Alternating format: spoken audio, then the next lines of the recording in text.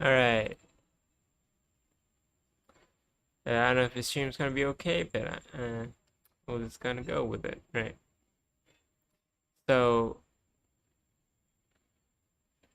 I'm gonna talk a little bit about the small update for the series. Uh, so now I'm just gonna drop the fucking formality, whatever. Right, I'm just gonna go straight on. Like from now on, I'm just gonna go straight into the learning part. And I'm just gonna like just learn like everything that I can at the moment. Right, because again, I'm slowing down a bit because some of these are just, things I've already known. It's not the one that I want, but because I don't want to miss anything. I'm just gonna like bang out through these. It is more of just, so instead of becoming like a fucking YouTube video, it's just like a sense of progression. It's just like a proof that I fucking that I went to get lessons or whatever. Yeah, that's like the small update. Um, yeah, I'm just gonna bang these out, and yeah, if I feel like it, I'll turn on the camera, but most of the time it won't be. All right.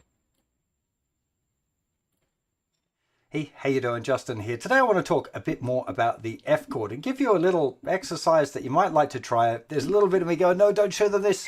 It's too much too soon. But I think for some of you it could be, a really important thing to get.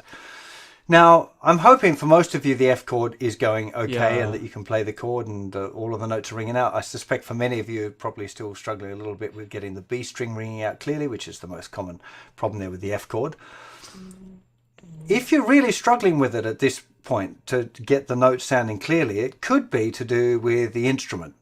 Because of the way the guitar is made, you'll find that it's very difficult to press a string down right near the nut, okay, Uh-huh. especially if you're like right near it. Around the first fret, it's still likely to be quite hard, at least harder to press down usually than it might be, say, at the fifth fret. Even if the string is actually further away from the fret there, it should be a little easier to press down. Not all the time. On this guitar, actually, it's a little easier here at the first fret, but I've got a beautiful setup done on this. Now, if you're struggling with your F chord here, if you're playing that, especially if you're getting this kind of, and you're struggling to get that bar, you're getting this rattly stuff going on, it probably means that you're struggling to press down the bar hard enough. Now, it could be just a finger strength thing, in which case you need to practice it more.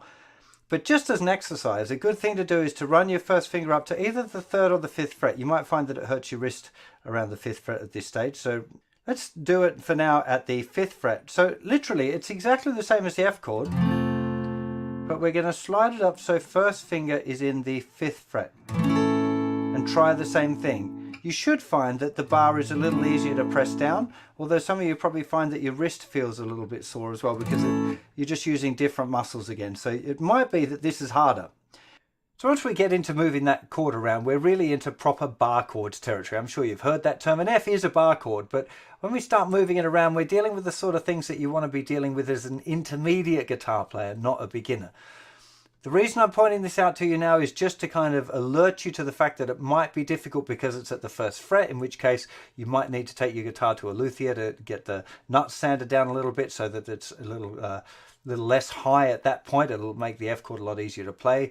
Having a good setup does make a huge difference, much more than the quality of the instrument. You often find a cheaper guitar with a nice setup will play better than a more expensive guitar with a poor setup for sure. So that might be something to explore. So you might be able to blame the guitar for not being able to play an F chord, or it could just be that your fingers are not quite strong enough yet and you just need some more practice. It does bring up another question, which is things like, oh, this is an F chord here. If we move it up one, that's an F sharp, and then if we move it up again, there's a G. So is it easier to go F to G, or is it easier to go F to G? Now, Right. probably moving the bar shape is easier long term, but again, at a beginner level, I think it's a better idea to be really focused on those open chords and the F chord and really making them strong so you're confident with them, that you can do the changes. It'll make things generally a lot better when you get to that intermediate level and you start moving around through your bar chords. There is definitely no danger in exploring this stuff though, so if you happen to fancy trying to move your bar chord around and see what happens, get used to the different sounds, it really does just move around the note circle. So you've got F, move it up one, you've got F sharp, or G flat, same thing, up one again, G, move it up one again, G sharp or A flat, move it up again, A sharp, B, C. So this chord and this chord are interchangeable. You can hear they sound a little different, but it is essentially the same chord. I'm going to say it one more time. I don't recommend that you go full on into this as part of your practice routine and trying to play all of your bar chords and specifically practicing this stuff now. I'm just kind of opening a few boxes for things to start falling into place later so that you understand how things work and why they exist and what's difficult about bar chords and holding that bar down and why it's important to know the notes on the neck and some other stuff like that. This lesson and the next few are a little bit about that, about introducing to new things that we're going to be exploring further on down the line, particularly with the fingerstyle coming up and power chords and all of these things. They're going to be developed a lot more in grade 3. So look, I hope this helps you with your F chord and that it's actually going fine and you didn't need this lesson anyway. By this point, I would recommend that you're working on the chord changes now. So changing between C and F or G and F and A minor and F. Hopefully, maybe even trying to put big bar chord F into a song or two. I'll see you for plenty more very soon. Bye-bye. Nice.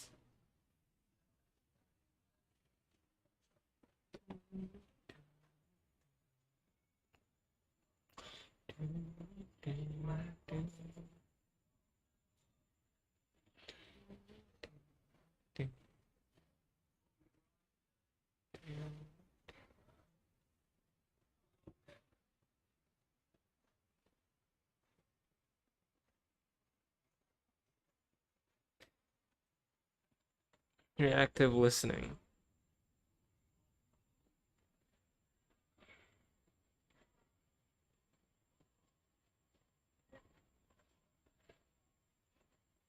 Okay, hold on.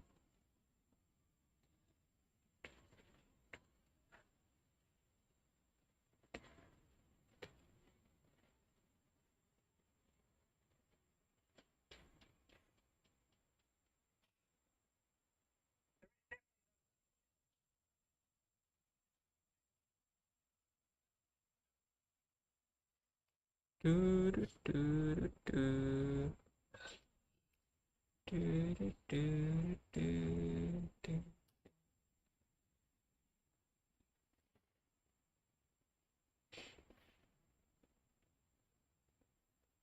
All right. Reactive listening. What's this about? Hey, how you doing? Justin here. Today I'm going to be teaching you my little trick called reactive listening, which is going to really help you learn to improvise.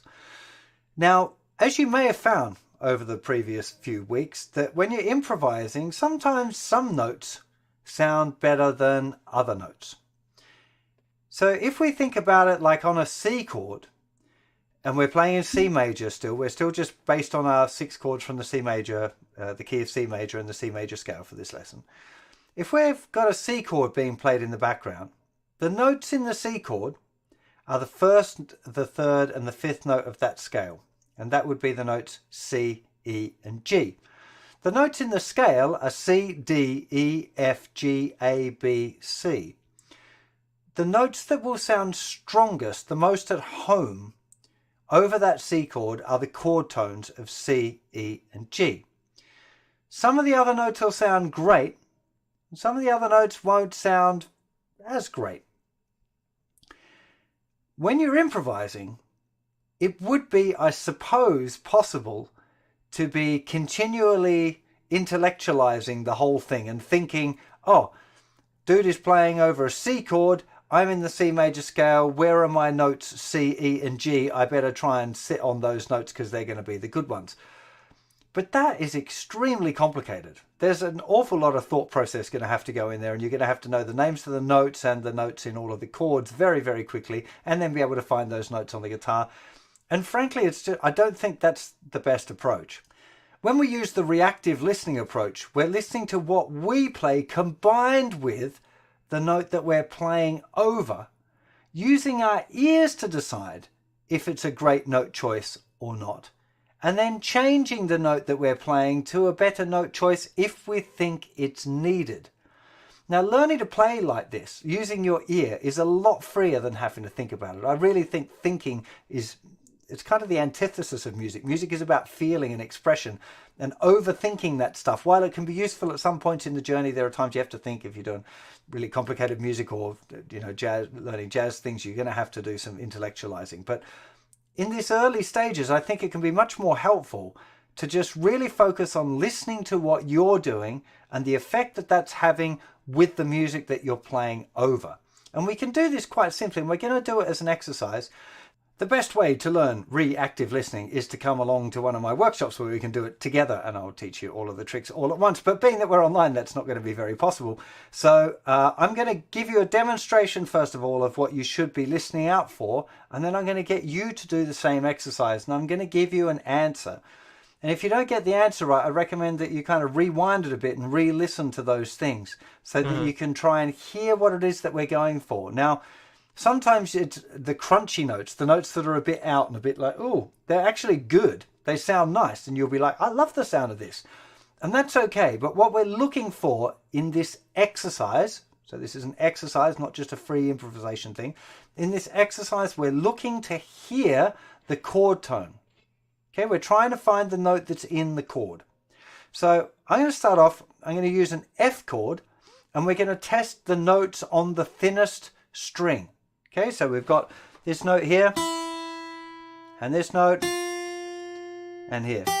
These are notes from the C major scale, but we're going to be testing it over an F chord. Okay, so let's have a listen first of all to the thinnest string. Shit, sounds pretty cool. I like the sound of it over the F. It's kind of interesting. It's not set. It clashes a little bit with the root note. Now let's try this note. You can hear it sound. It sits with the chord absolutely perfectly. It's the perfect sound for that chord. That's the note we're looking for. That's the chord tone. If I try the next note, no, it sounds kind of cool, but it isn't as strong as this. That's the note that we're looking for. That's the sound of the chord tone. You can see quite clearly if I do it this way. Here's an F. If we add the thinner string, we end up with this F major 7. But if somebody's playing the full F and you're playing that, you get this bit of a clash thing going on between the note E, same as the open string, and that note being played by the rhythm. So you can end up getting that, can't quite do it at the same time, but that clash there doesn't really work. If you're playing that note, it's obvious it's part of the chord. If you're playing this note,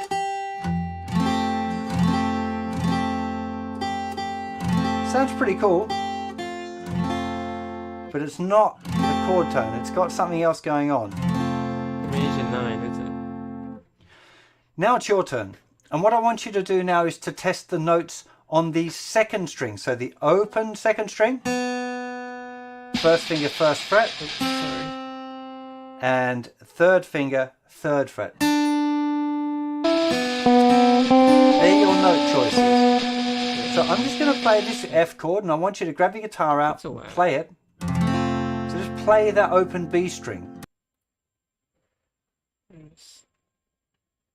It's a wet. Hold on, let's turn it down a little bit.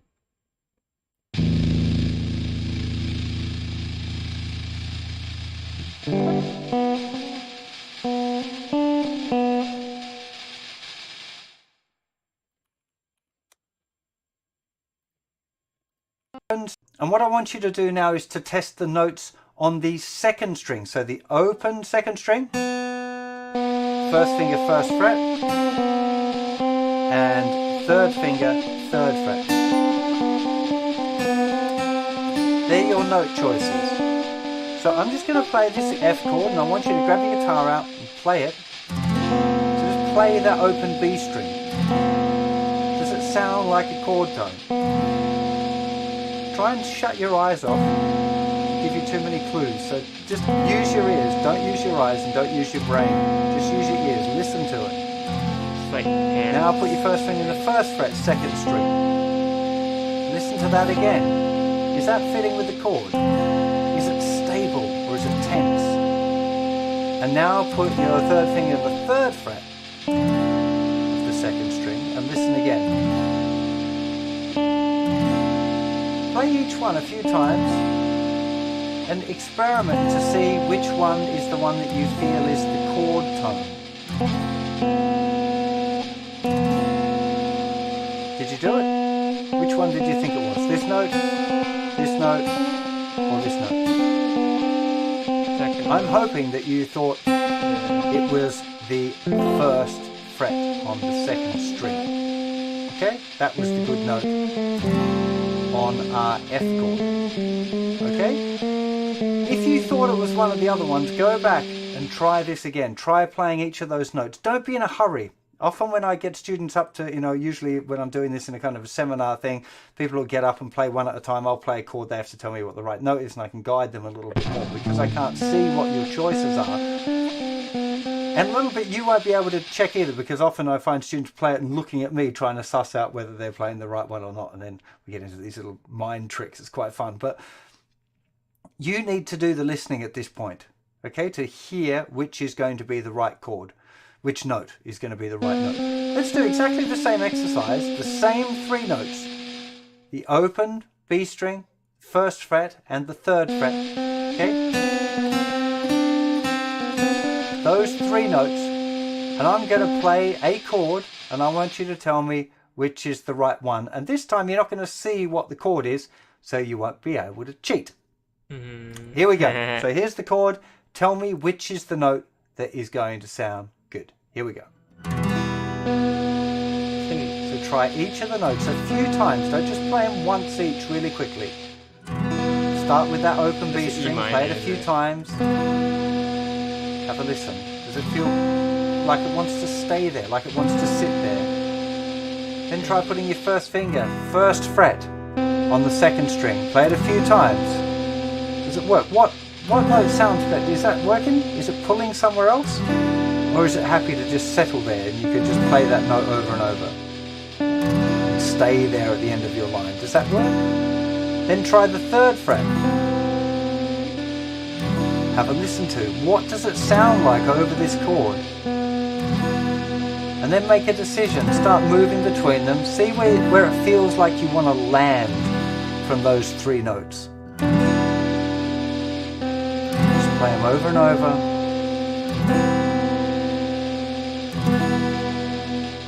Now, I'm hoping that you picked the open second string as being the correct note to be played over that chord. Now, I just used the term correct, and that's not really... Right, I should tell myself off now, because the other notes can work really, really well. It was an E minor chord that I was playing. Now, if we play this note, you can hear it doesn't sit, it wants to resolve, it's pulling. You can use it.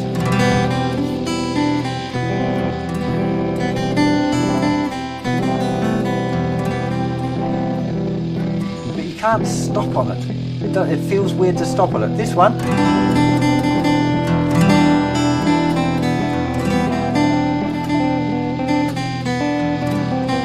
We can stop on it. It's drawing back to that other note. So this is what you're listening for all of the time. And right now it's an exercise and we're just playing a specific chord, and you can do it yourself with a looper pedal. You can just play the chords. I'm going to give you some more tests in a second as well. But just try to keep your ear open to it, trying to hear what it is that's being played. It's such a key thing. When it comes to really improvising, it happens on the fly. So as I'm changing chords, the right note, in inverted commas, is going to change. And this is why if you use your ears to make the chord changes, it's a lot more effective than if you try and think of it all the maths stuff and trying to calculate what the notes are in the chord and then what notes you're playing. It's harder to react like that, and it's a lot more musical to be reacting, because as well then you're forced to listen to what's going on outside. I think as guitar players sometimes we get really into our own little zone and we're concentrating on what we're playing and our technique and how fast we're doing and tricks that we're doing or whatever.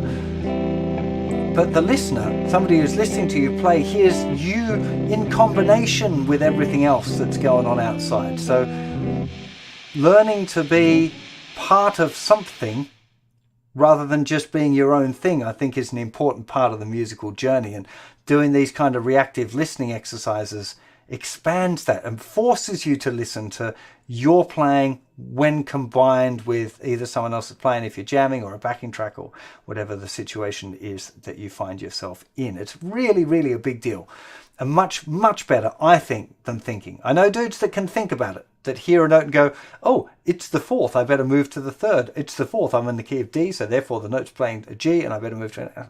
Really? No way, man. I don't want to be... I don't have the brain capacity for that, man. That's too complicated. I don't want to do it. I just want to feel the music.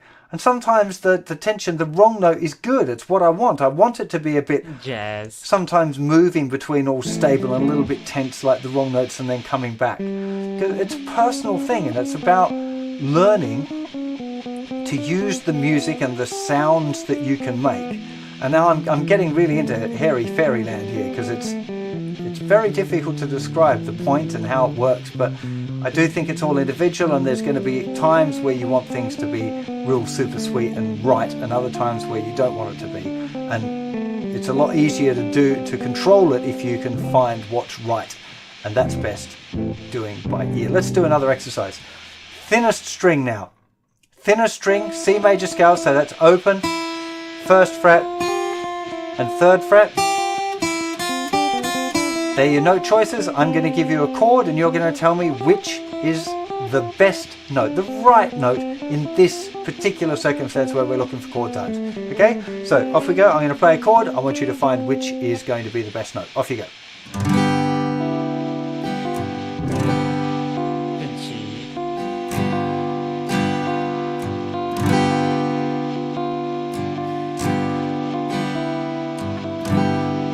Listen to each one. Don't be in a hurry and skip around a lot. Stay on each note long enough to really tell what it sounds like.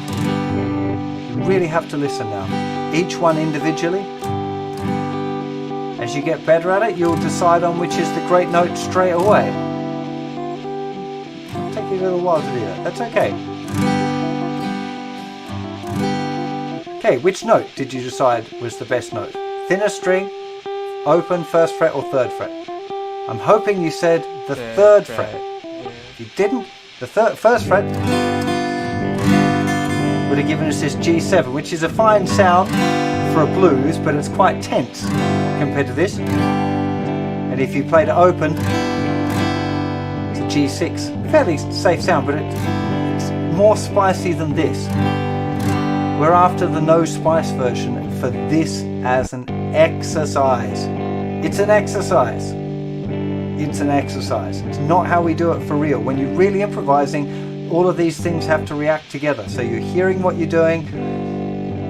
Interesting, if you think about the maths of it just for a second. If you've got the C major scale, it has 7 notes. C, D, E, F, G, A, B.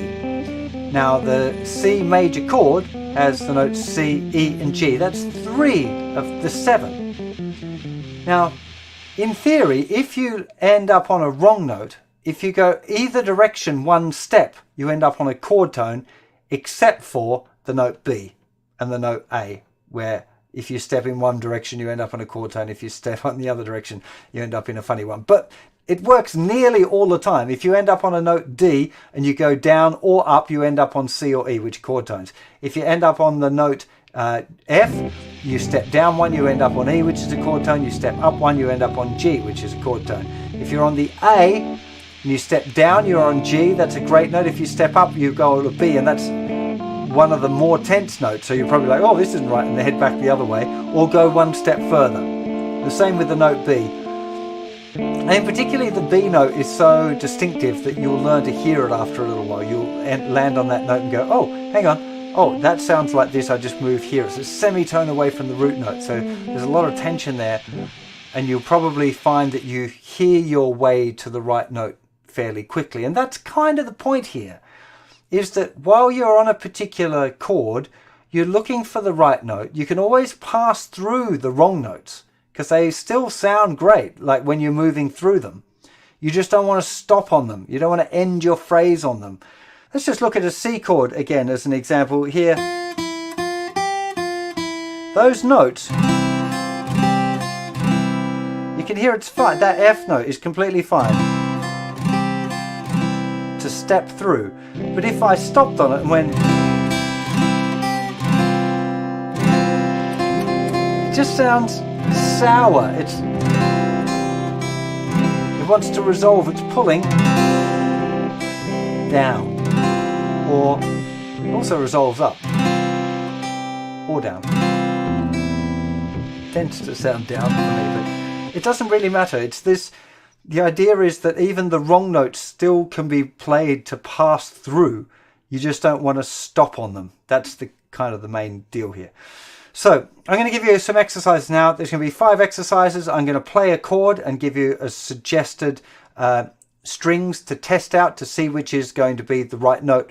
I just want you to explore it a little bit and see what you come up with. So here's chord 1. I want you to explore string 1. So we're still in the C major scale. So open, 1st fret or 3rd fret on the thinnest string. Here's the chord. Figure out which is the chord tone note of those 3. Here we go.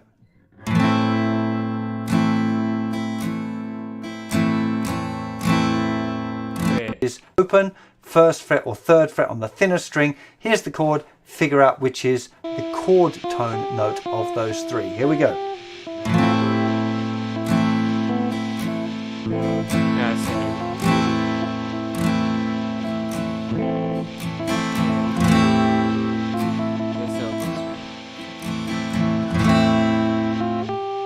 You should have thought it was the thinnest string open. Yeah. Was the chord tone. Okay? One of those ones would have sounded really crunchy and the other one would have sounded kind of okay, but not really sure. Okay, exercise number 2 is you're going to find the note from the 2nd string, so open, 1st fret or 3rd fret. Here we go.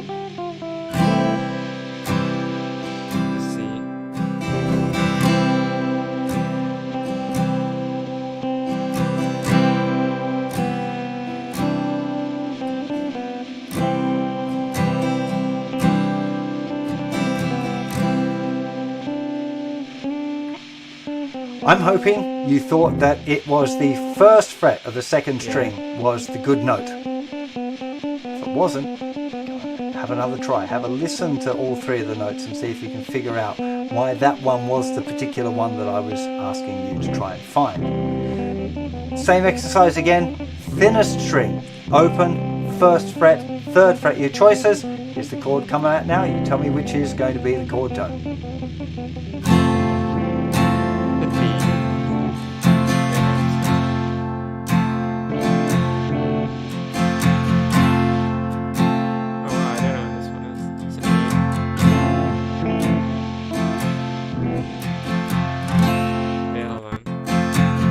Chord tone.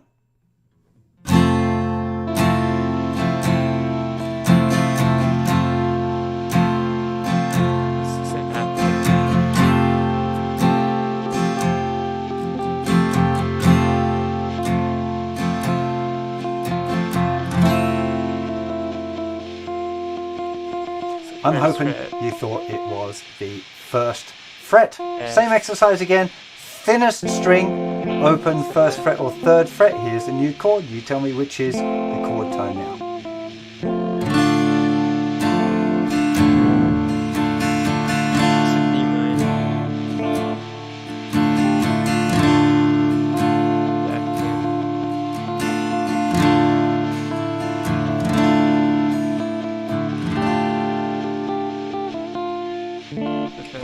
I'm hoping you thought it was the 1st fret of the thinner string there. That was the chord tone. Let's just do a couple more. Another chord, I want you to find the note that is on the B string now. Okay, the B string, which is the good note. Off we go.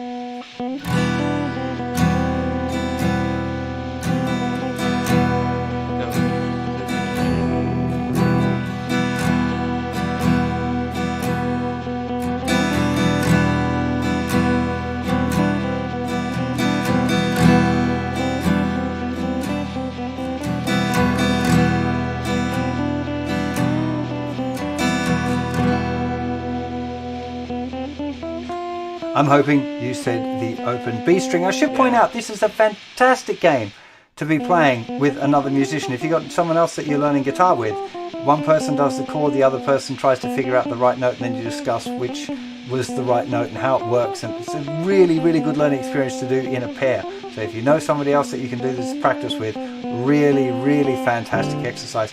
A great exercise even for more advanced players if they haven't done it before. I've met guys that have been playing for like 20 years that have done this exercise, and it's been a real light bulb moment when it's like, oh, I can hear now which is going to be the good note, which one's going to be, well, it's not the wrong note, it's just like the not quite as good notes. Okay, last one, you're going to be looking for a note on the B string, the second string, open, first fret or third fret, which is going to be the good one. Here we go.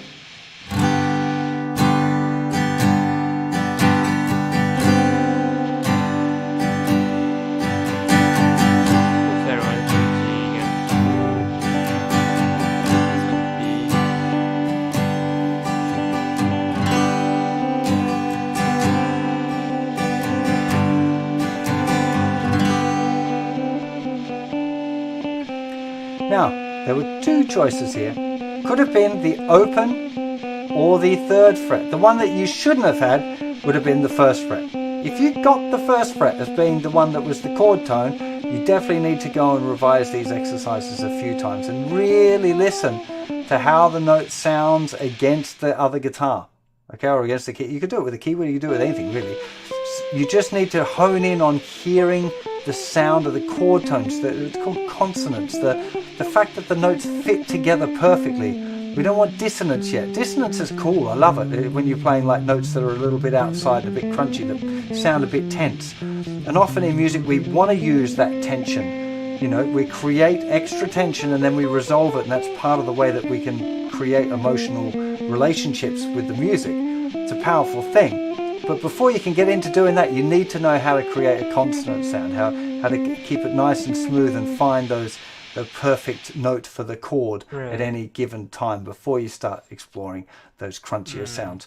If you're over on the website, do let me know in the comments how you're getting on. If you're really struggling, I'll see if I can't make some additional content or some more exercises to help you out with this. Remember as well, over on the community forum, you might be able to find somebody that you could do this exercise with online via Skype or Zoom or whatever that could work. If you happen to be over on YouTube and you're digging my lessons, I really appreciate you hitting that subscribe button and the like button. It really does make a big difference.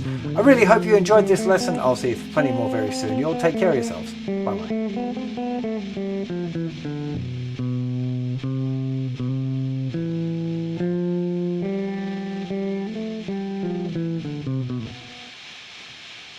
That makes sense, yeah.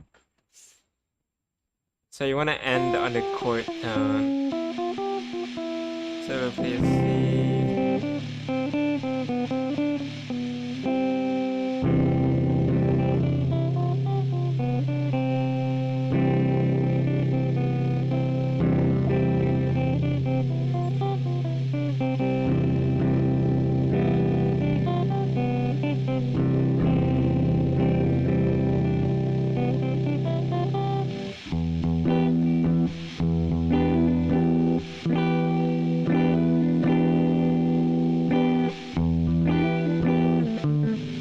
I guess that's more advanced then.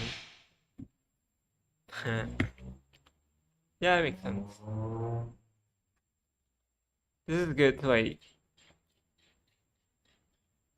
This is good for like you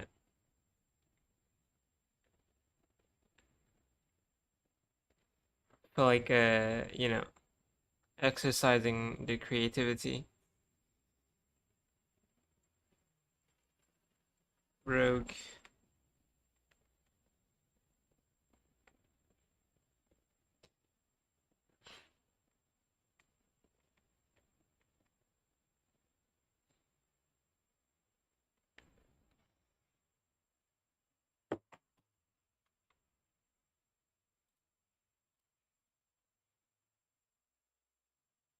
Fingerstyle guitar.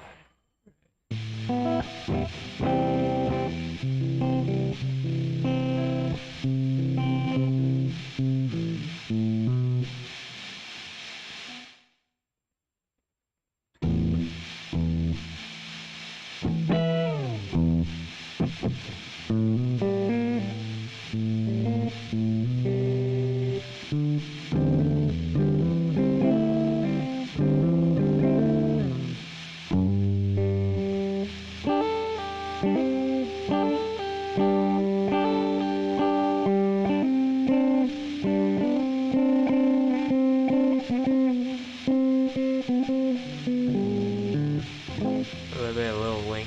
Sure. Right, fingerstyle guitar. Yeah, I'm just gonna speed through this. I know what's gonna happen. Probably, maybe not.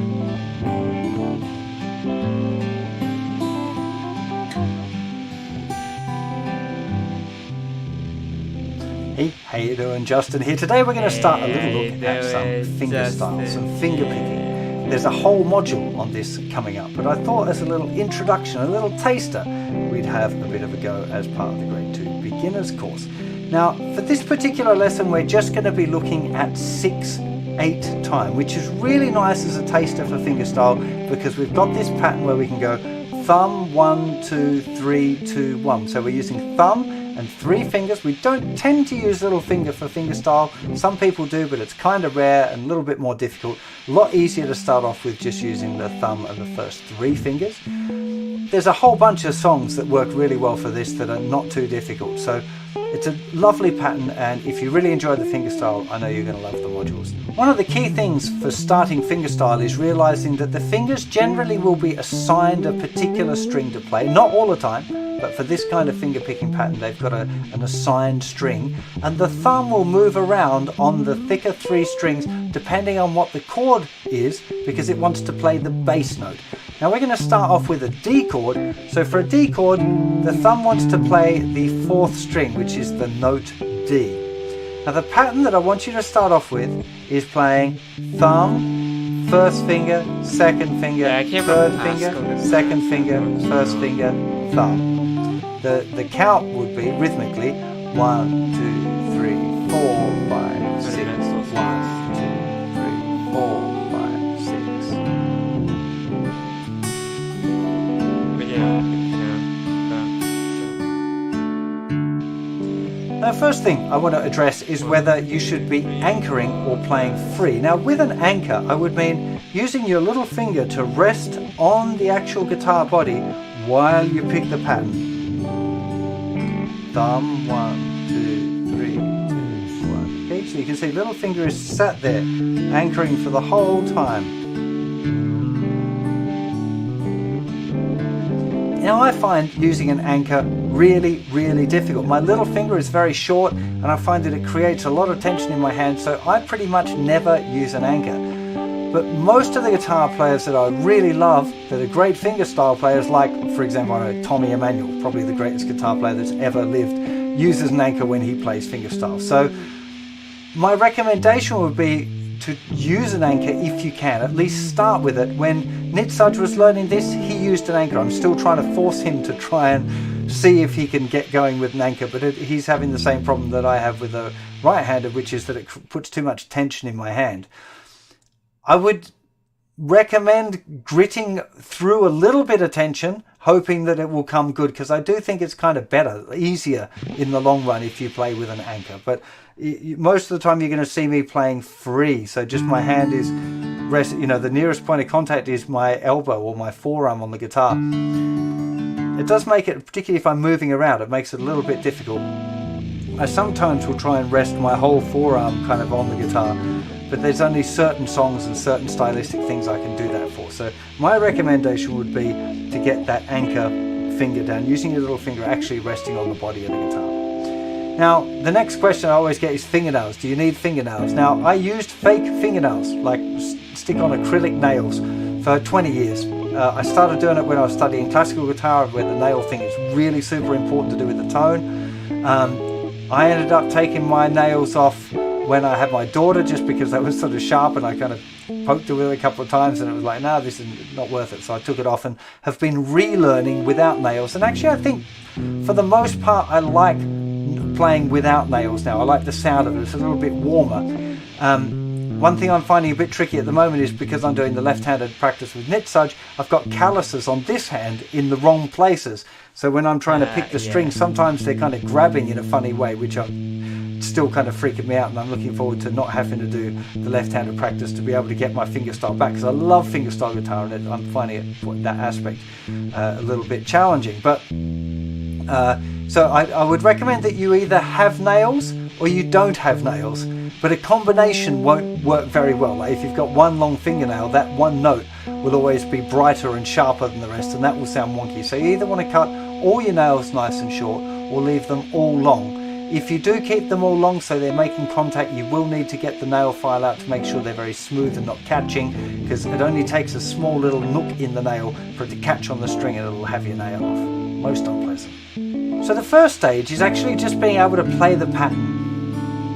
Just nice and slowly working on thumb, 1, 2, 3, 2, 1. I'm talking the finger numbers. Thumb, 1, 2, 3, 2, 1. And the first thing that you want to be trying to do when you're doing this is feeling the strings under your finger and trying to find the right position where it feels like a nice contact with the string, and it's not getting caught. It's not doing this sort of thing. You want to be thinking nice and smooth contact with the strings. A really common beginner mistake that I see all the time is grabbing at the strings and trying to pull them there. So I often see this sort of, you have to run through that. where there's a whole heap of movement of the hand. The knuckles of the hand doing the finger picking should hardly be moving. There's a little bit of movement there, but it's not like this. You're not using your hand and arm to pick the strings. By using just your fingers there, you'll get a lot nicer contact with the string. You'll start to feel, it's worth doing this sort of thing as well, just putting the fingers on the strings, 1, 2 and 3 and the thumb. And then just feeling, you can't leave first finger down while you kind of can, but just trying to feel it, trying to get, like I can hit that callus, there's a callus on that finger which keeps on there, it's hooking, so annoying. So just really trying to feel, trying to make a nice contact. Oh, that third finger's really winding me up. That's a bit better. I've just angled the, you see I'm slightly changing the angle here. If I go straight on like this, that tends to get it grabby as well. It is a little bit of an angle this way. So I'm kind of, my fingers are pointing a little bit toward the front there. It's not just that they're not pointing straight down like this. There's definitely some angle there. As well, you want your first finger picking there behind the thumb. Okay, so it doesn't want to be too like, well, it can't be that way, otherwise you would pick it up. But if the further you go around this way, the thumb has to come forward. You got to, everyone, again, with this kind of technique, everyone's a little different. The shapes of our hands are a little different. So it's okay for it to be a little different. You have to find where it feels comfortable for you and you get a nice sound. And getting the nice sound is really the key thing here. You want to be thinking about the way your fingers are touching the strings and how it feels and how it sounds. They'll probably be together, where it feels nice under the fingers, where it feels smooth and relaxed. That's where the sound will be the nicest. And a lot of that is just practice and experimenting. So by doing it over and over again, I think, you know, literally just sitting there practicing doing this. Yeah. I don't think I need this. Oh, let's put some happy birthday. Why not? Fine.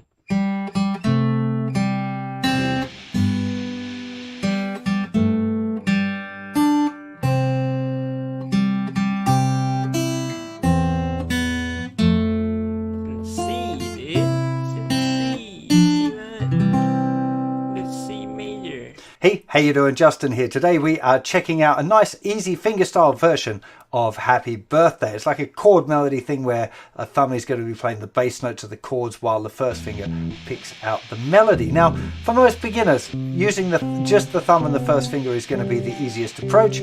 For me, when I'm playing right-handed, it's easier to use other fingers as well. If it's better for you to use second and third finger or either or, whatever gets you by to be able to play this is what I'd recommend that you use for now, and worry about more fancy fingerstyle options as you progress.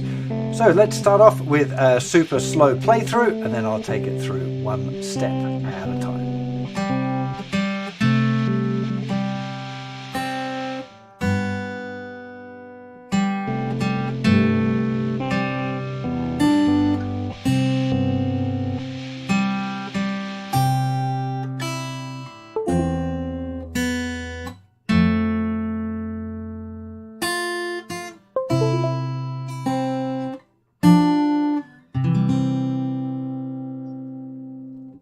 I'd recommend starting off with your fingers in the C chord shape and then relaxing your first and second fingers so they're not actually touching on the strings anymore, but are roughly hanging around that general area. You're going to play the open G string twice. Then you're going to play the thumb playing the fifth string where the third finger is sitting at the third fret on the fifth string. That there, the note C, that's the bass note. And at the same time as that, second finger is going to go down in the second fret of the third string, and you'll play that at the same time. Then the open G again. So you play the third string twice, then the bass note with that third string and the second finger down, second fret, third string. Then lift the second finger off and play the open G string again. Now first finger's going down first fret of the second string, leaving that bass note down though. Now, first finger's going to lift off to reveal the open B string, third finger's going to move over to the thicker string, third fret, and you're going to play the thicker string with your thumb and the B string with your first finger. Happy birthday to you. Open, open, then the same movement here, second finger going down the second fret of the third string, but now third finger's over on the thicker string. He doesn't really tell you. So open, open, bass note and third string together and open again. So from the beginning, happy birthday to you, happy birthday. Now little finger goes down, third fret of the second string, then you're playing the bass note back on the C, third finger, third fret, fifth string, and first finger, first fret of the second string. From the beginning again.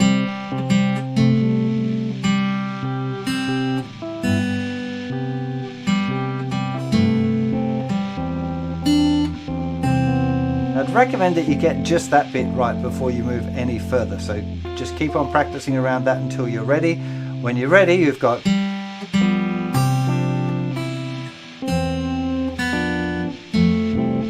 it's a little bit trickier, so we're still on the C. We play the open G string twice, the third string.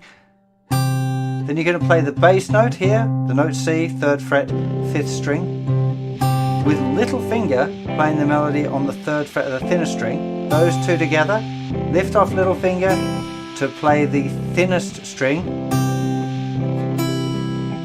Then you're going to play the thicker string. This is really a C with an E bass chord is what we're kind of implying harmonically, but just the thicker string open with the first finger in the first fret of the second string. Then first finger comes off and we play the open B string.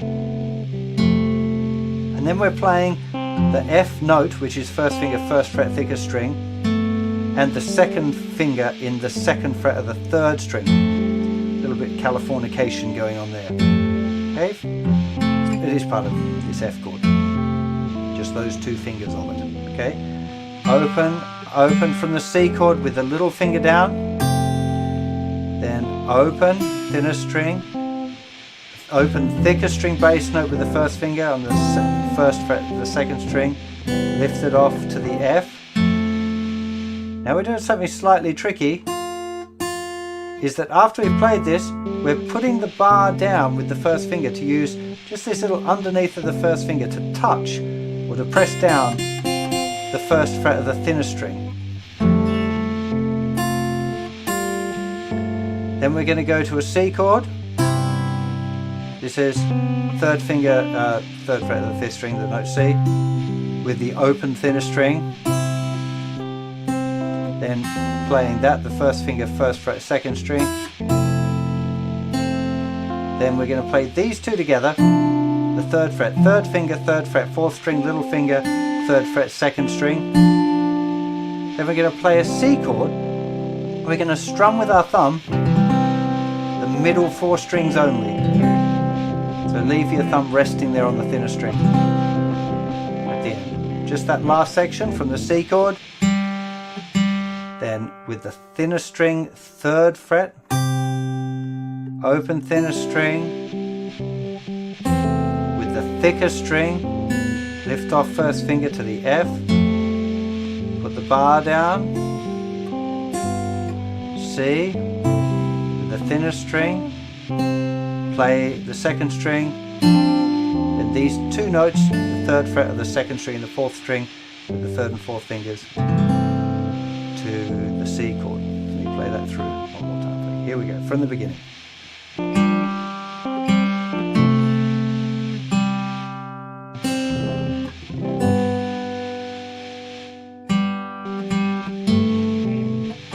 it's great. Oh, fuck. I pressed the wrong thing, shit.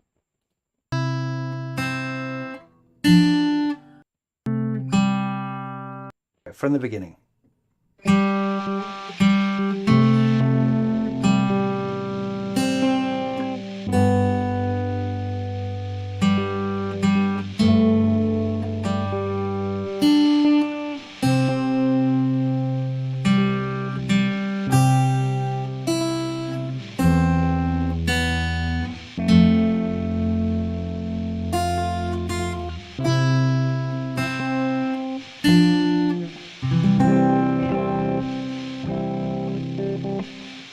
Whenever you're learning a fingerstyle arrangement like this, it's really important that you learn it in little chunks. So learn just the first few notes, practice them up, get used to them, make sure they feel under your fingers, and preferably from memory. The more memorization you do at this point, the more you'll be able to concentrate on important stuff like getting the tone nice, making sure your fingers aren't grabbing too much, so that everything's clear, the hand position of the fretting hand is good.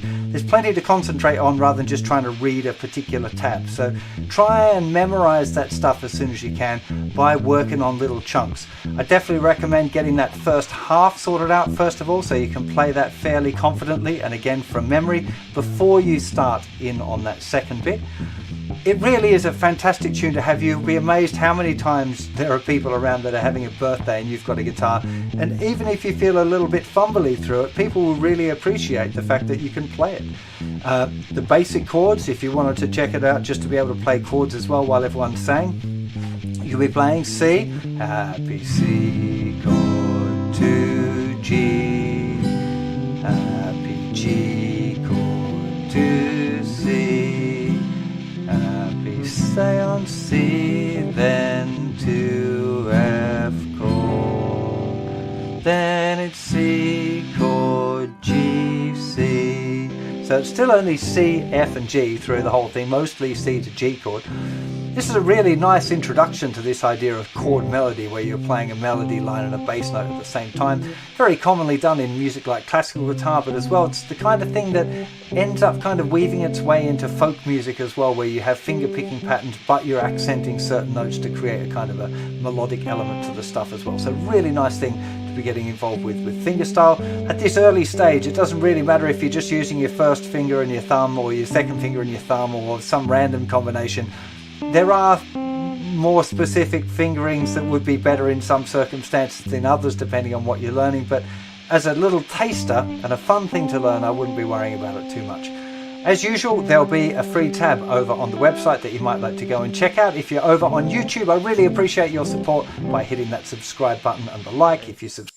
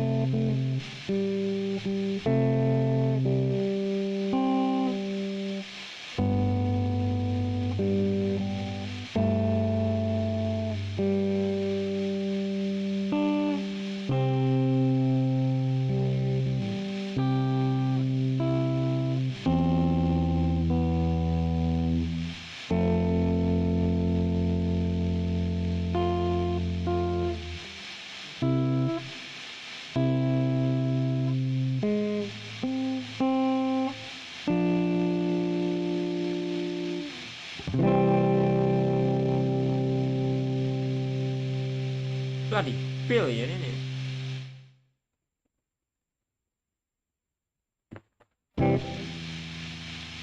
Bloody brilliant, innit?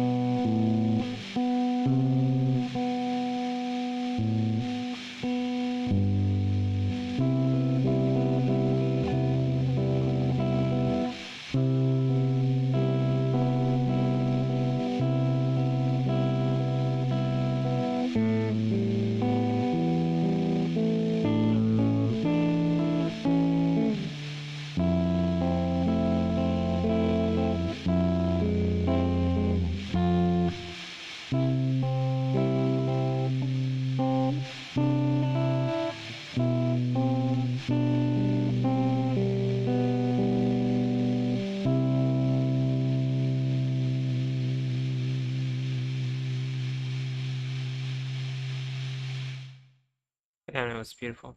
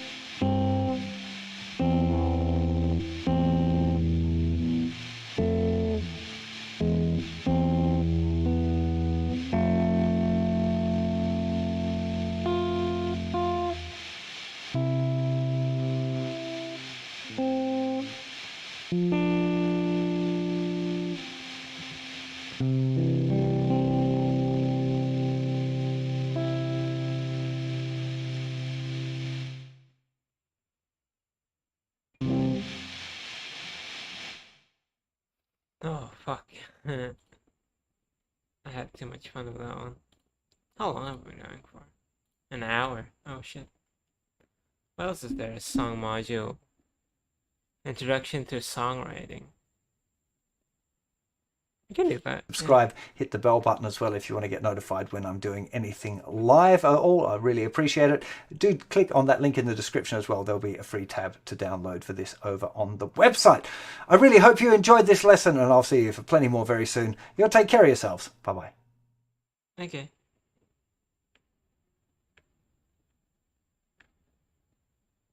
Alright. I think it's best we just keep going. This is a song. Right? Hey, how you doing? Justin back with you to Yeah. talk a little bit about songs that would be great to work on for lesson 11. We've kind of got two halves to this lesson. We've got the fingerstyle thing and the sus chord thing. They do both kind of work together, but when it comes to your song practice, you might want to think of them as separate things and either spend most of your time working on one and then when you feel comfortable with that moving on to the other one, or dividing your second practice session up into half and half. So half of it working on a fingerstyle song, the other half working on a sus chord. It's completely up to you what sort of stuff you enjoy. There is going to be a consolidation lesson in a few lessons time where you get the opportunity to pick and choose the things that you need to work on, and you want to be on this grade 2 for a little while after the end of the course and not be in a hurry to start learning other new things. You want time for all of these things to settle down. We've covered quite a lot of ground. With that said, as far as fingerstyle songs go, probably the best one I think is Everybody Hurts. It's in 6/8, uses D and G for most of the verses and E minor and A for the choruses. It's got a couple of little fancy bits that you can choose to add in or not, little walk downs. The only problem is that it uses an F sharp minor and a B minor in the bridge, but we're going to be checking out power chords very soon, so that'll be a way to get through that section as well. So it's probably still a pretty great tune to be getting on with. House of the Rising Sun, also a brilliant tune for working on your 6/8 fingerstyle. Works really well. It does have the mini F in it, so because you're picking out notes individually when you're doing fingerstyle, it will expose any problems that you got with your mini F chord. But that is kind of a good thing as well. You definitely will want to be doing it a little bit slower than the full tempo. One interesting thing I found when I was practicing it with the Nitsuds thing was that I've found it very difficult to stick with the pattern consistently, to go like...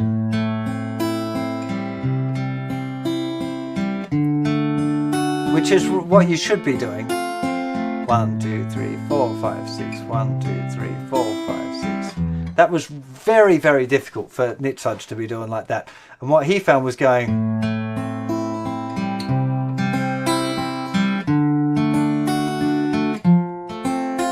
almost by accident.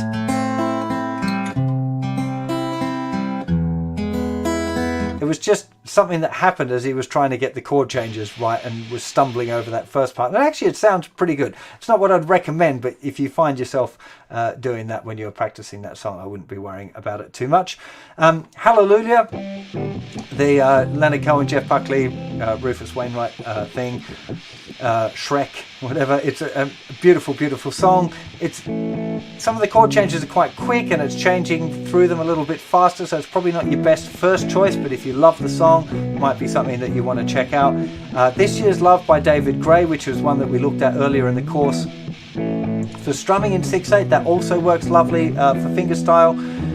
Nothing Else Matters by Metallica, that whole...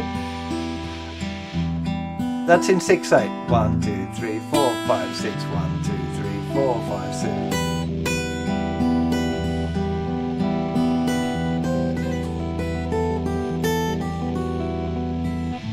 I can't remember how it goes now, but that whole front section is in 6/8.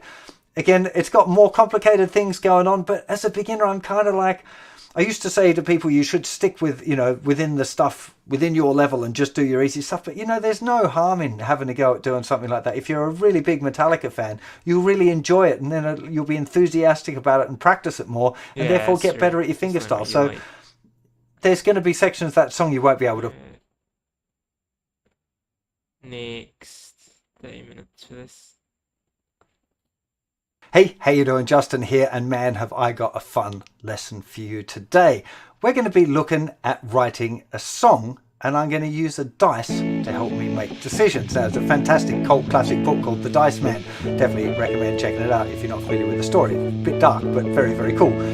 So we're going to use a similar sort of an idea, but I'm going to use the songwriting skills that I think are really useful to know when you're a beginner writer in conjunction with the dice. So I'm going to use this lesson to explain song form and how it works and some kind of basic principles. But the really key, super duper important thing to remember is that there are no rules when you're writing songs. So while I'm talking about using songs in a specific key, or how many bar a section should be, or modulating for the chorus or whatever, the rules are just kind of very rough, standardized guidelines, because most of the best songs break all of the rules, or at least most of them, or some of them. So this is just kind of a starting point. If you're new to writing songs, it'll give you an idea of something to compare other songs to when you're analyzing songs that you really like. It'll give you some idea of the structure. And on top of that, as well as using the dice for that, I've just put a thing on my Instagram asking for people to put on lyric ideas. So we're going to talk a little bit about the lyric idea as well, and how we might try and tie that. And I'm going to try and use some of the lyrics that we've got from my Instagram account, which is going to make it very interesting again. But let's just see how it goes. This might be an unmitigated disaster. I don't know, to be honest. It's a fairly new kind of an idea, this one. The first thing, we're going to be using the 6 chords in the key of C to start off with, which are C, D minor, E minor, F, G, and A minor. I've assigned each a number, C being 1, D minor being 2, E minor is 3, F 4, G is 5, and A minor is 6, the same as you would number them for the key. Now, to start off with, I'm going to have an 8-bar chord sequence. Okay, most chord progressions are either 4, 8, 12, or 16 bars, groups of 4. Usually, again, not all the time, but just as a fun starting point, we're going to have a verse that is 8 bars long, possibly 16 bars long, like twice as long. So I'm going to start on my page by just drawing up a little 8-bar sequence here. This beautiful tab paper, if you're looking for it, is the exclusive Just a Guitar branded manuscript paper, which will definitely help you write a better song. Now we're going to start with a C chord as chord 1, and I'm doing that to kind of make it a little bit simpler for the rest of it, because now it doesn't really matter what the order of the chords are, as long as we're coming back to that C chord as the first chord. Again, this is just for now as an exercise to make things super simple, but you wouldn't normally have to start on the 1 chord if you're writing a song. In fact, it might even be a bit twee to do that. So there's C, that's our first chord. Now let's just roll the dice. Chord 5. So we've gone from C to a G. Roll the dice again, and we got a 2 chord, so that's a D minor. I am going to stop it if we get 2 of the same in a row. 3 chord, so it's E minor. It's a good dice, giving us a nice range here. Back to the D minor, the 6th chord to A minor. What would be awesome would be F, G, C here, but now we got G, and what are we going to have for last? 6, back to the A minor again. Okay, interesting chord progression. Let's have a listen to what that sounds like. So we'd have this.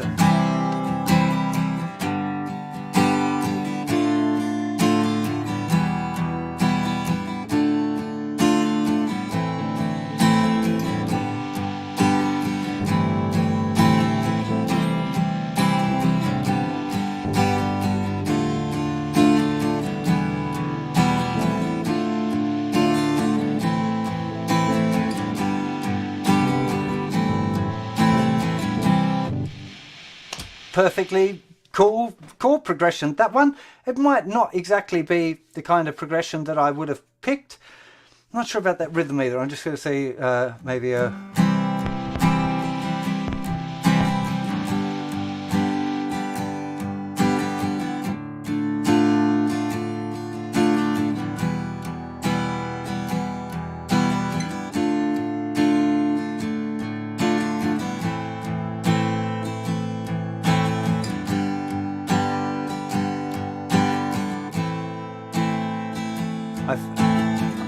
I like that feel better.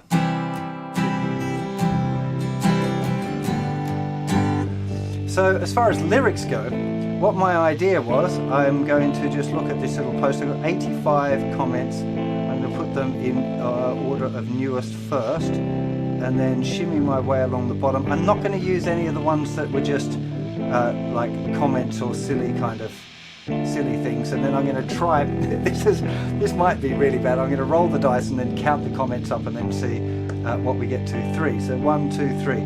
But what if we don't have any coffee? But what if we don't have any coffee? That's our first line. And now roll the dice again. 1, it's the very next one. Oh no, I like the smell of new chairs. Dude. I want to have 4 lines here for verse 1. 1 again, oh God, because every watermelon heart is red. God. Watermelon heart is red. 4. 1, 2, 3, 4. I've been trying for a year to write some good stuff. Okay, that doesn't count, but I'm going to start from there. 5 from there. 1, 2, 3, 4, 5. Through the fire and the flames we carry on. Fire and the flames we carry on. Okay, so now I've got to see if I'm just going to be improvising this, obviously, but what if we don't have any coffee? I like the smell of new chairs, 'cause every watermelon heart is red. Through the fire and the flames we carry on. There we go, so we've got a verse. There's verse 1. Now, first thing about songwriting is that normally the second verse will be exactly the same melody as the first verse. Now, this is going to be very difficult in this environment where I'm trying to use comments off Instagram, but let's just see what happens if we roll again. Number 6. 1, 2, 3, 4, 5, 6. No, it's Tammy's one. But fate had other plans for me. But fate had other plans for me. At least it rhymes with coffee. 1. Love you like the ocean, my only needed poison. But I like the smell of new chairs.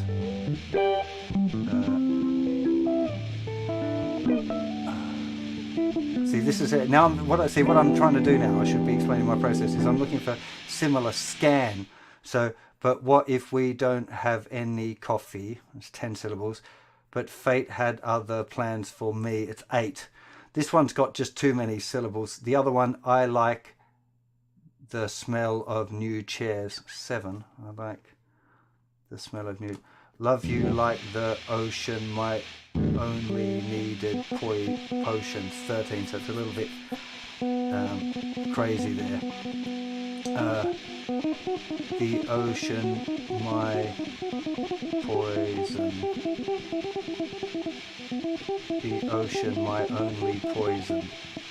Okay, that'll do. The ocean, my only poison. 2. Your sun-kissed cheeks make my knees go weak. Because every watermelon heart is red. The sun-kissed cheek make my knees go.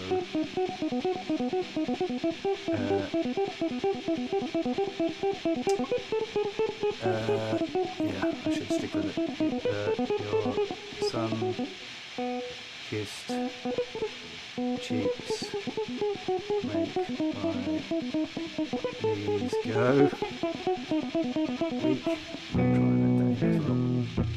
Last one, 3. 1, 2, 3. Illuminating skies and luminous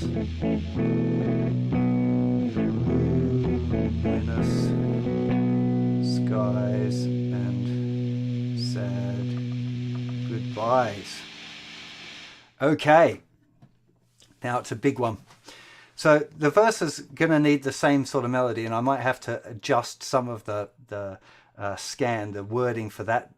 Ideally, they want to be pretty much exactly the same melody, in which case I would start with one verse and then I would try and sing through the other verses to follow exactly the melody. In this case, particularly with this kind of talky singing, and I'm not really following the chords exactly melodically, and I'm improvising it, it's a little difficult. But what is really key now is the chorus, and I'm gonna have a couple of rolls here, depending on what it is, because I want a really good single line really for the choruses. 5. 1, 2, 3, 4, 5. It's been 2 years since I saw your face. It makes no sense. Everything changed so fast. It's just far too long. 1. You can't hear the beginning of silence, only its end. Okay, so I'm going to call it the end of silence. Pretty relevant right now, actually. And I'm going to do the chorus with just the one line. Now, you could, of course, have a chorus that is longer than that. I'm going to now pick the chords for the chorus. The chorus, we're just going to have a 4-bar sequence repeated around. So the 4-bar sequence repeated 4 times, that's going to be the chorus. And then we've got a verse. Check out how this goes. 1, oh, we've got a C again. 3, E minor. 1, C. Oh, it's kind of working pretty well. This would be great to have a G now. And a C again. I don't want a second C chord. 4, F. Okay.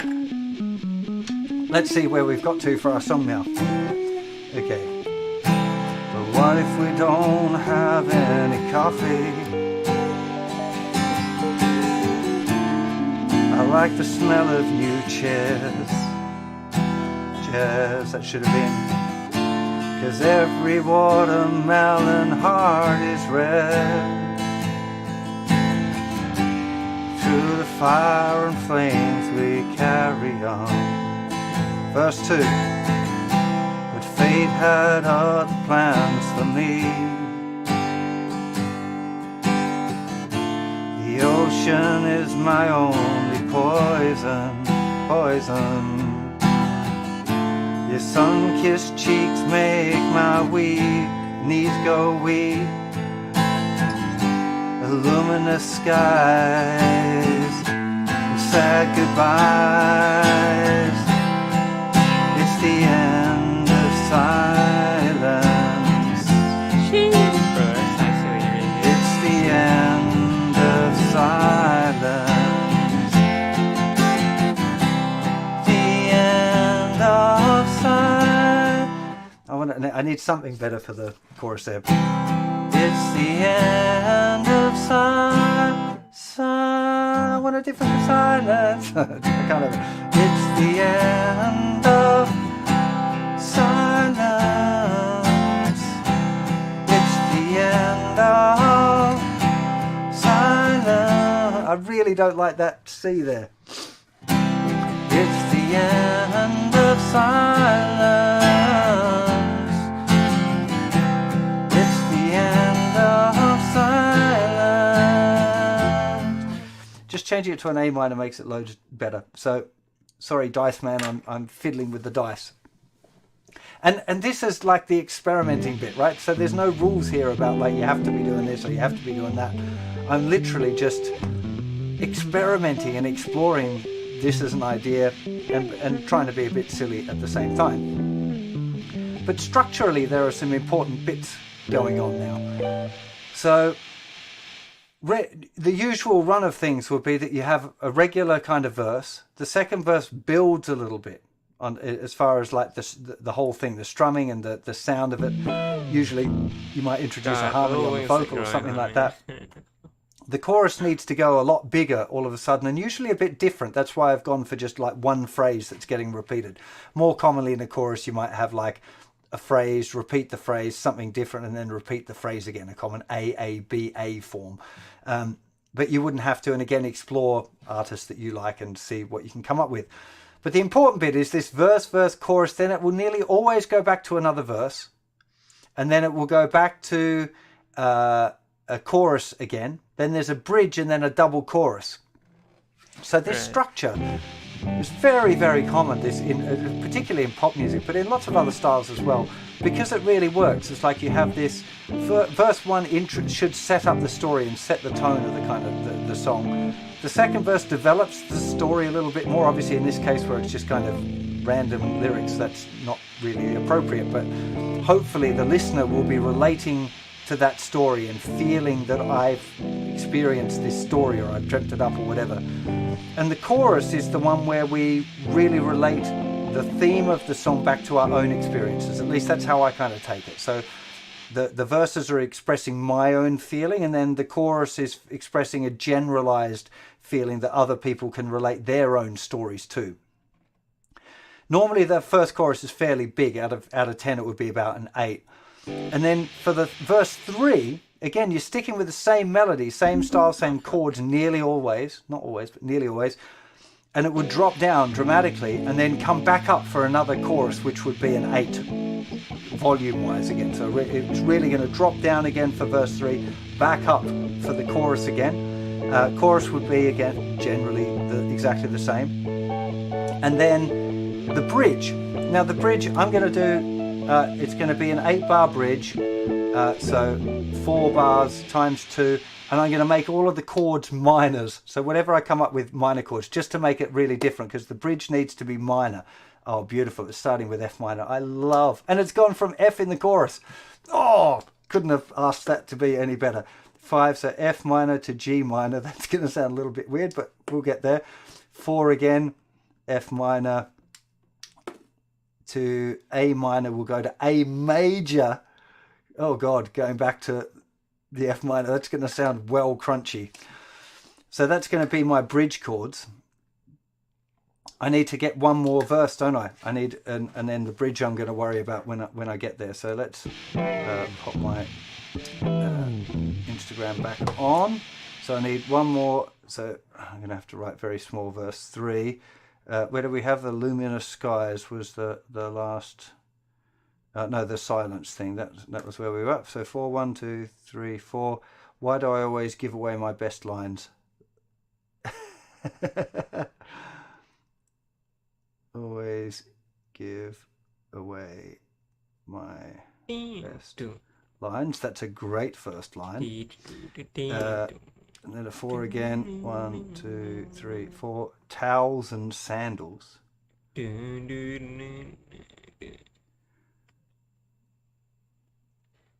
Towels and sandals. Towels and sandals and shackles. I'm going to borrow that off the next thing just so that there's enough syllables. 3, 1, 2, 3. Slap a naked chicken. Oh no, I don't want that might have some weird connotation. The next one, I'm tired of playing this game called love. Tired of playing this game called love. And last one, 5. 1, 2, 3, 4, 5. I love my midnight toast. That's a bit silly. The sun whispers like a gentle scream. Okay, that relates to everything else. The sun whispers gentle scream. Okay, so in theory now I've got a whole song except for a bridge, which is pretty interesting. So let's see. Let's try and play that whole thing through and see. I'll try and develop the form a little bit as well. So I'm going to keep verse 1 really quiet, then bring it up a little bit for verse 2, a lot bigger for the chorus. In fact, for the chorus I might go into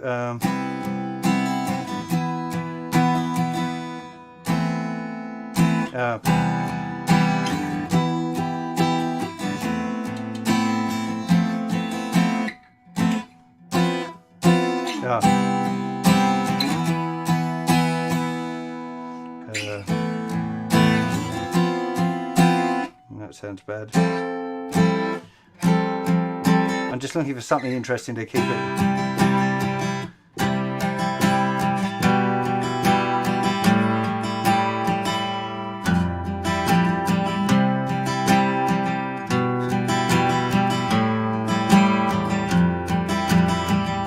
Okay, so for the chorus, I'm going to make that an E minor with a B bass, and I'm going to use this little structure, 3 5 0 5, and then it's basically this part of the chord here functions for the C and the E minor, and as an A minor and an F kind of major 7 add 9 or something. It's just a little trick to try and make it sound a little different there for the choruses. So here we go. But what if we don't have any what if we don't have any coffee? I like the smell of new chairs. No, I didn't really like that. But what if we don't like... What if we don't have any coffee? I like the smell of new chairs, 'cause every watermelon heart is red. Though the fire and flames we carried on, but fate had other plans for me. The ocean is my only poison. Your sun-kissed cheeks make my knees go weak. The luminous skies and sad goodbyes. Yeah. The end of silence. The end of silence. The end of silence. The end of silence.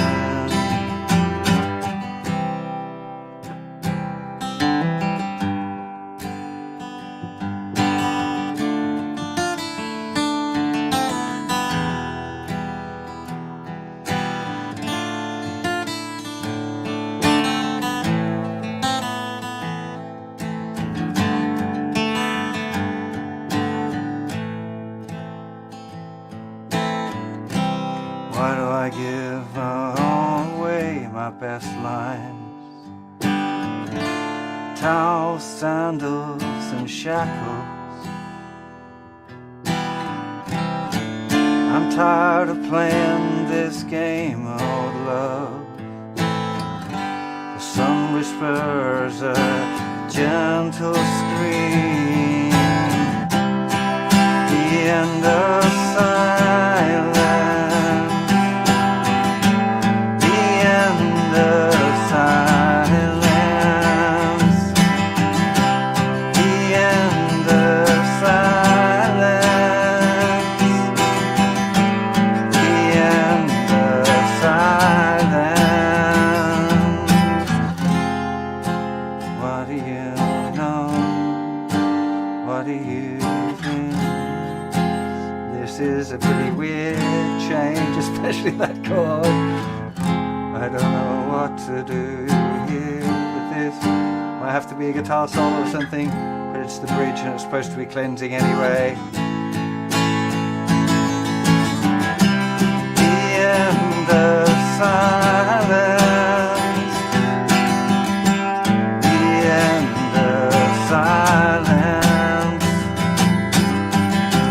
the end of silence, the end of silence, the end of silence, the end of silence, the end of silence, the end of silence.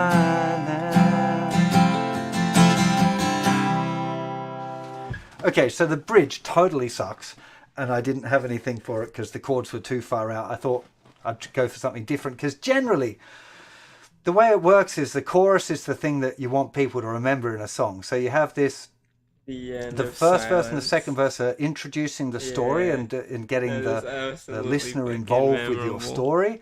Then the chorus is the bit where they relate to their story to the chorus, and that's the hook. That's the bit that you want them singing when they haven't heard the song anymore. You have that big drop again. Often a good way of getting people's attention is suddenly to go real quiet. 'Cause if you go quiet, people go, "Oh, what's he talking about?" You know, especially for kids. Great one for if the kids aren't paying attention. Start talking quietly enough. Suddenly try and figure out what's going on. So it gets their attention again. You give them a little bit more of the story, and then you got another chorus again. And now they've heard the chorus twice. And if the chorus is nice and simple, they're hip with the chorus now. So ideally, we want to give them as many choruses as we can. But if we keep going with the chorus now, it'll get a little bit too repetitive. So the idea of the bridge is to have this really drastic change in everything. Normally you use different types of chords, a different rhythm, different orchestration, different range. Sometimes there's a key change. Whatever it is, it's kind of like a palate cleanser. If you go to like super posh restaurants, sometimes they'll give you a little thing to cleanse your palate between courses so that what you ate in the first course doesn't affect your, the taste of the second course. So a little bit it's like that. And then you can hit them with a double chorus. Then after their palate's been cleansed and they've forgotten about the chorus, you can hit them with a double chorus.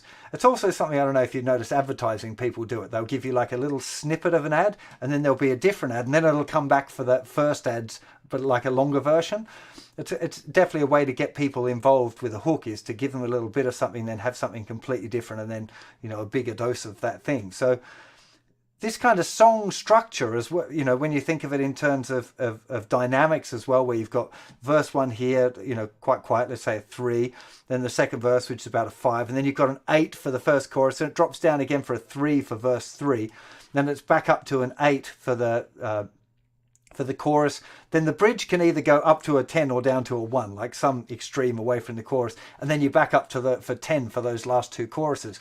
You've got these beautiful changes of dynamic as well, which really help keep people engaged. It's often, in my experience with songwriters, that's one of the things that people don't pay attention to, is the use of dynamics, because it is a really engaging part of music.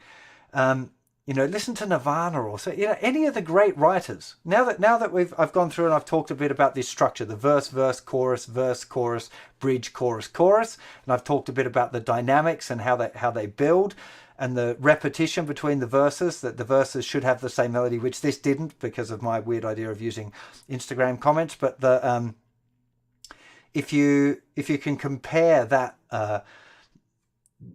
basic song form structure to songs that you love, you'll learn a lot about writing and what sort of writer you might like to be. Everyone is a little different, and if you really like country, then your songs forms are going to be a little bit more straight, much more common chord sequences that get used a lot more often. If you want to be a strict pop writer, you definitely need to get hit with the 1 5 6 4 chord progression for a chorus, for example. There are things like a pre-chorus. So often in pop you have a thing called a pop stop, where in the verse you have this little kind of tag on the end of the second verse where the music goes dead quiet before it starts with the chorus really big.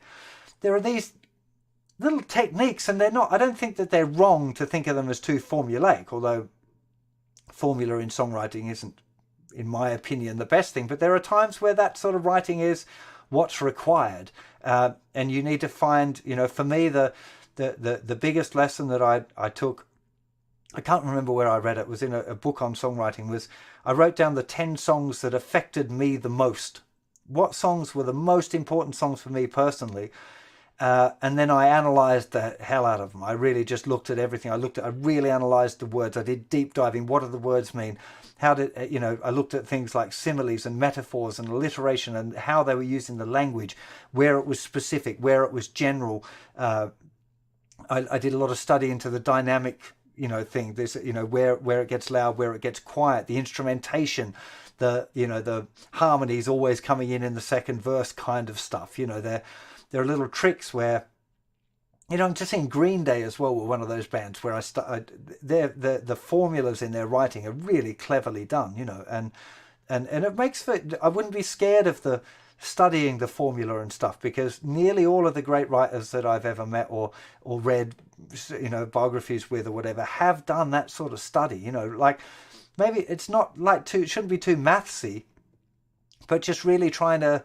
I talk about the essence of a song, so I'm trying to find the essence of those songs and how it works, and why is it that I like that essence of that song, and how can I use that kind of those cultivation techniques. For me, I'm kind of drifting off topic a little bit here, but for me, songwriting is about finding seeds, and a seed could be a guitar riff, or it could be a lyric line, or it could be a chord progression. It could be anything. I just need some sort of seed that's inspiring me to grow a song from it. And then by learning tools of the craft of writing will help you grow your seed better. And as you get more experienced and you practice it more, you'll learn more about different seeds and the way you have to treat them to grow them into a successful song, or a song that you like. And I definitely think that, if you're a beginner guitar player, a really, really great thing is to just get into writing songs. And they're likely to be rubbish. Like, I've only probably written a dozen songs that I actually really like, that, in my life, and I must have written 150 or 200, maybe more songs. And a lot of them, especially the ones I started writing, are absolutely embarrassingly atrocious, and like really awful, terrible lyrics, really cheesy and twee, and just like awful, like boring chord progressions, bad arrangements, far too long, But that's the idea, is that you've got to write those songs so that you get better, you build up your songwriting muscle and get better at it. And I think the sooner you start and the sooner you lose the fear of it, and you can see just through this, I did a super exaggerated version of randomness, because of course when you're doing it for real, you're trying to find something new, you're looking for creative things. And I did one change there where I changed I think it was a C to an A minor or something, because I just was like, this one isn't working. So it's okay to do that. In fact, it's good to do that, and you shouldn't be afraid of any attempt at writing, and just do it, have fun and enjoy the process. I hope you enjoyed this attempt at writing a song, and thank you to everyone who participated on the Instagram post offering me some lyrics. And yeah, go and write your own song. If you write your own song, drop me a link in the description on the website, and I'll try and go and check it out. A link to YouTube or something. Don't email me the MP3, because my email box gets too full as it is. Yeah, I really hope you enjoyed this. If you're over on YouTube, please hit that subscribe button and the like button. I really appreciate the support. Thank you very much. There'll be a link to the website where you'll find the whole of my beginner's course and other links on songwriting and other stuff as well. You take care of yourselves and each other. Bye-bye. Good shit.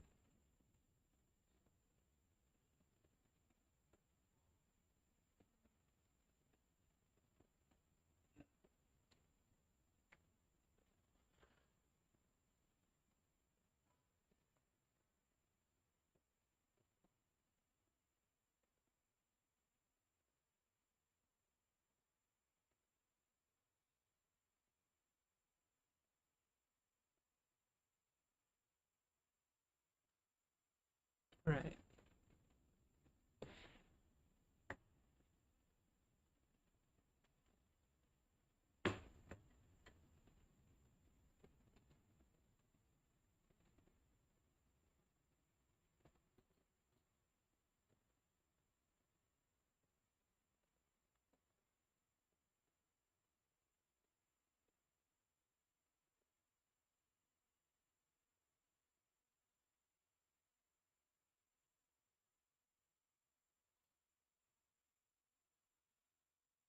Nice. Alright. What's that?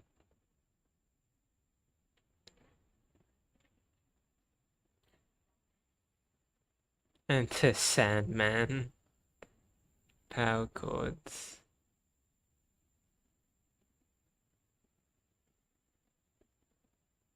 Pro upgrade.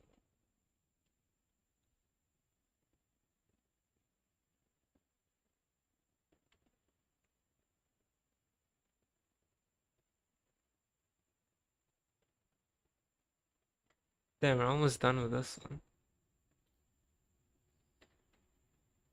Finally going to grade 3. Yeah. So yeah, from this point forward, it's gonna be like that. I'm just gonna start. And I'm just gonna go. Yeah. All right.